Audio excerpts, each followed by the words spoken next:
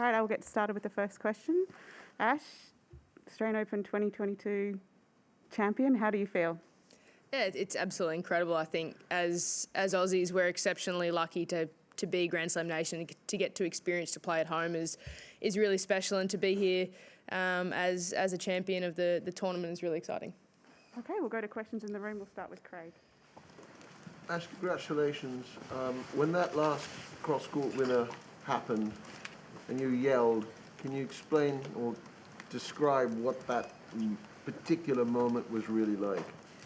Yeah, it was a little bit surreal, I think. I didn't quite know what to do or what to feel, and I think just being able to let out a little bit of emotion, which is a little bit unusual for me, and I think being able to celebrate with everyone who was there in the crowd, the energy was incredible tonight, and I think being able to understand how much work my team and I have done behind the scenes and over the last few years to get to this point, to be able to have this opportunity was really special, and I think it just kind of all came out at once, and yeah, a really, really special moment. Okay, we'll go to Kath now. Congratulations. I just wanted to ask you about the moment you realised Evonne was going to be the one handing the trophy to you. Just describe your reaction, and also whether you'd had any thoughts about, obviously you didn't think Evonne was going to be there, whether you'd had any thoughts about that before the match, and I know you would have wanted her to be there. Yeah, of course. I knew that she wasn't, well, I thought she wasn't coming, and I'd spoken to her earlier in the week, and she was staying at home and not being able to travel down this year, so to have that surprise was amazing. I can't believe Craig kept it a secret. It was really special just to be able to give her a hug. It's the first time I've seen her in 12 months, and we had a few hugs for a few different reasons, and to be able to actually see her in the flesh and chat to her was incredible, and to be able to experience that together on such a big occasion, on such a beautiful court, and in a tournament that means so much to both of us. I think it was really nice to have her there just as a someone to lean on when I wasn't really sure what to do. And yeah, she's an amazing human being, and I'm very, very lucky to be able to call her a friend, and very lucky to be able to give her a hug in some of the biggest moments of my life. Okay, gentleman in the blue back there. You, sir? You put your hand up? Yeah, you. Oh, hey, Ash. You said, I think, earlier in the week about, someone asked you about your slice backhand, and you talked about how Jim Joyce and you worked on making you such a complete player. And now there's this lovely stat that you have titles, Grand Slam titles on all the different surfaces, and you joined this amazingly select group of players of active players who've done that. And I wonder if that particular stat gives you like an extra satisfaction because of it representing that completeness.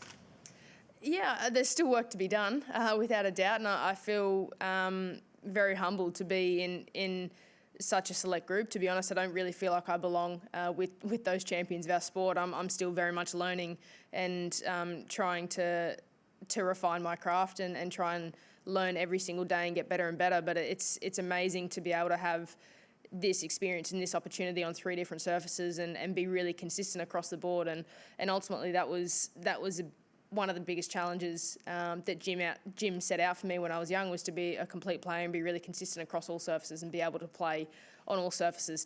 So to have a Grand Slam title on each surface is pretty amazing. And yeah, I never probably thought that it would ever happen to me. So very, very lucky and very humbled and privileged to be able to be a part of it. Okay, we'll go to Ben, and then the gentleman in the AO hat just here. Ben? Congratulations, Ash. You had not faced a ton of adversity on the scoreboard, at least in this tournament. So how good did it feel to be able to climb back from 1-5 down in the second? And was there different sort of gear you had to unlock in yourself to get into kind of comeback battle mode for a bit there? No, I felt like all fortnight long I've done a pretty good job of nullifying half chances from my opponents and being able to really serve well when I needed it most. And I think tonight I probably didn't serve my best, and against one of the best returners that's on the globe, it's hard to be able to be on the back foot all the time. And I think once it was 5-1 down, I just wanted to try and shift and be a little bit more aggressive, adjust a couple of things tactically just to get some momentum if we went to a third. But tennis is a funny game with the scoring system, and things can change so quickly, it feels like at times. So it was just important for me to try and stay in touch, and I knew the crowd would love it if I could stay close and get involved. And it was incredible to be able to really, in a way, from 5-1 down, turn nothing into something and be able to get some real momentum throughout that set. Okay, gentleman in the AO hat, yep. Yeah, you obviously made a big statement to point out Casey, Delacroix and Hacker. Could you explain to us, like, which role she played after your first big break when you came back? And second, how you managed to enjoy life, to practice hard, to care about your mental health, and still compete and cope with the WTA Tour? Oh, I mean, Casey's my best mate. She was right there, and I knew that she was watching the match. I just wanted to give her a hug. She was one of the first people that I could see and give a hug to. And I think she's done so much for me as a person, and not just after big wins.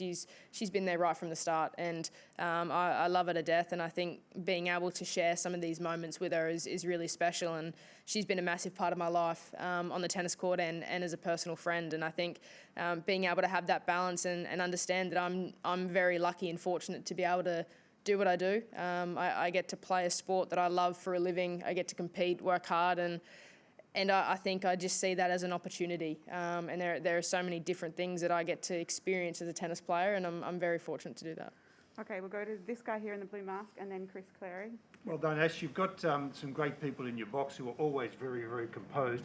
Who's got the potential to break ranks, do you think, and jump up and give a real shout at some stage and lose it? Is there anyone in there that is got that potential? In the match? Or? No, yeah, through the match, in your box. Everyone's always very composed, but is there someone in there that is really holding it back, do you think?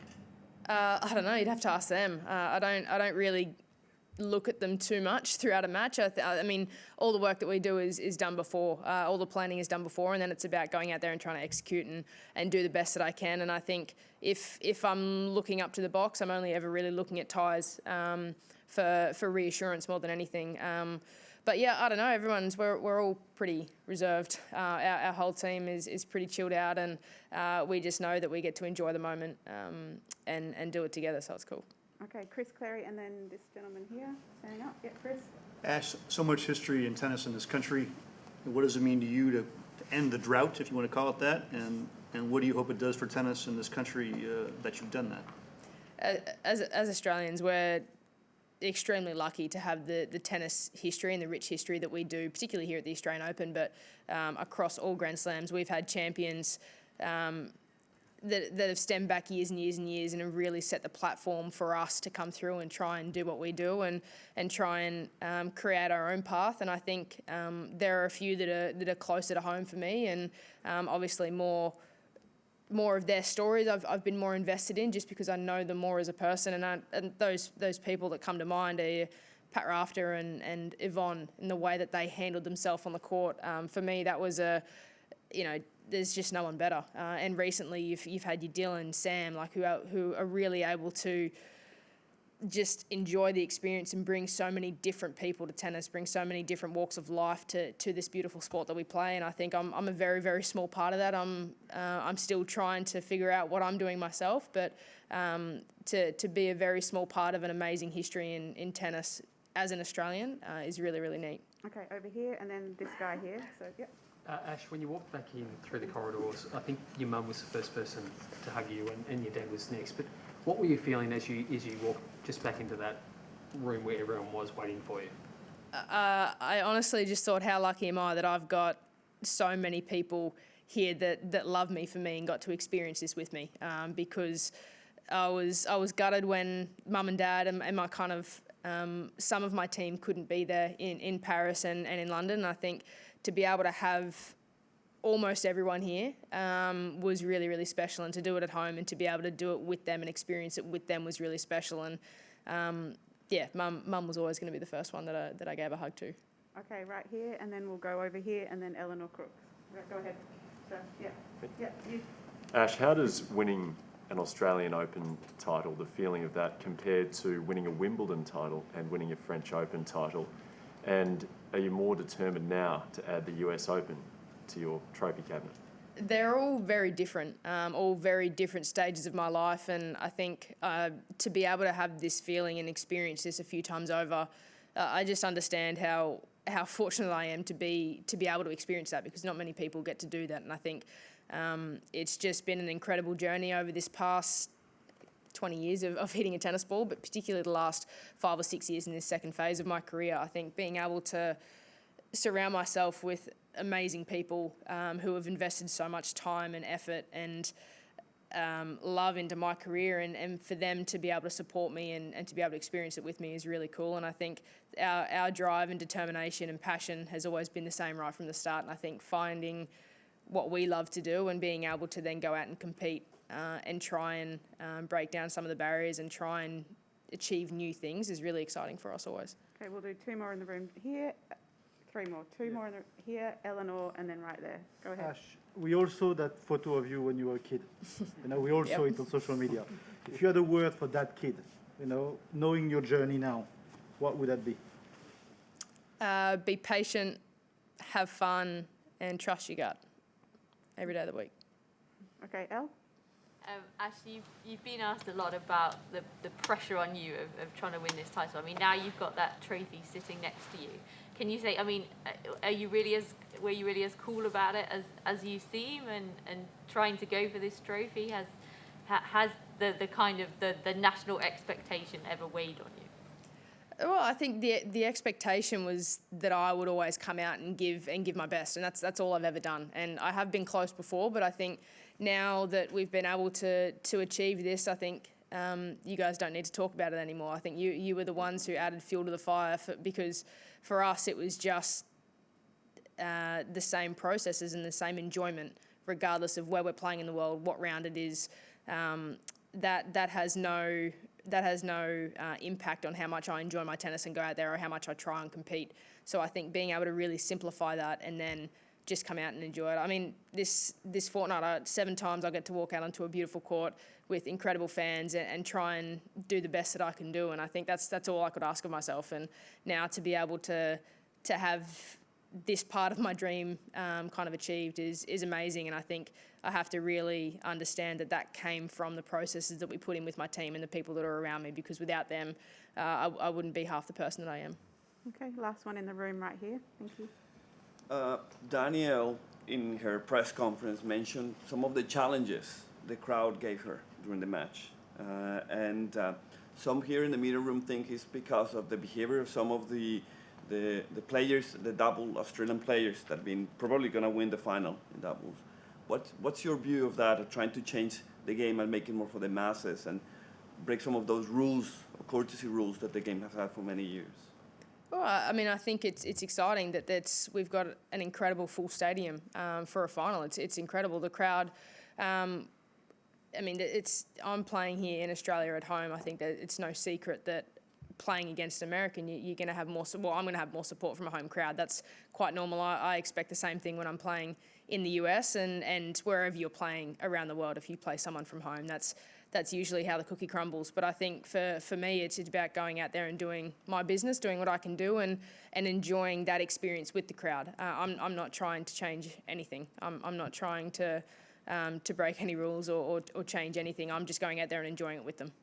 Okay, we'll go online now, Sean. We'll take a few online questions. Our first one, Prajwal Hedge from Times of India. Congratulations, Ash. I just wanted to ask you about, you always say about talk about being focused in your own game, your own side of the court. I'm just wondering if you noticed that your opponent didn't sit down during a changeover. She hasn't apparently through the whole tournament, and she spoke about a lower back pain, though she didn't give that as a reason for her performance today. I just wanted to know if you noticed any discomfort, and if you noticed the fact that she was not sitting down. Yeah, I mean, I noticed the fact that Danielle wasn't sitting down at change of ends, but I mean, I've played against players before that have done that, so it was unusual in a sense that not everyone does it, but I noticed that she had done it throughout the tournament and in a match tonight, but I wasn't really focusing on her lots at all, or at the change of ends. I was kind of in my own head, so I didn't notice anything. We'll go to our next question, Courtney Newen, WTA. Hey Ash, congratulations. Just going back to the match a little bit, and can you just talk through a little bit of the ebbs and flows of the match, kind of, the start, that forehand you hit to save break point in the opening set seemed massive at the time too, but it was such a tight match, so many half chances. How did you navigate it? And in that context, can you talk a little bit about your match management skills? Because it seemed like I've seen other players in that second set get ahead of themselves and start thinking about the scoreboard, about third set looming, about everything that's at stake, and it seemed like you were able to stay really, really present. Yeah, I mean, I think there were a lot of half chances in the match from both of us, and I think a lot of the time it was dominated by serve, and then it was dominated by return when we had runs of looks at second serve, and I think that was probably the key element in both of the times where we were able to get breaks. Was we had those service games with 2, 3, 4 second serves, and when you're playing someone like Danielle, who is one of the best returners in the game, you just can't give her that many looks at serves because she's going to take the opportunity. And I think in the second set, she was able to really get a run on and put me in places in the court where I didn't want to be. And then I had to make a change tactically to try and bring it back to my kind of flow a little bit, and being able to just take the game on and take a few more risks when I was down in that second set. Then I think stemmed the momentum and kind of changed the flow of the match. But all in all, I mean, across the entire match, I was just trying to, as regularly as possible, play my patterns and not let Danielle control the court from the centre of the court and inside the baseline. Whenever I could push her off the baseline, I felt like I was able to spread and then use my forehand a little bit better, find more space for my slice. And she did a great job in her service games in runs as well. She'd make a lot of first serves, and for the most part I was having to chip returns and just try and find a way to get into points. So I think when I was able to be more aggressive, that was a change, and I was able to dominate with my forehand a bit more, particularly from being 5-1 down the second set. I just found a lot more forehands and tried to work a lot harder with my feet to actually take some half chances and create forehands, even if they probably weren't there. And I wasn't too concerned if I was going to miss them. It was more trying to change the look of the match than the outcome of the individual points.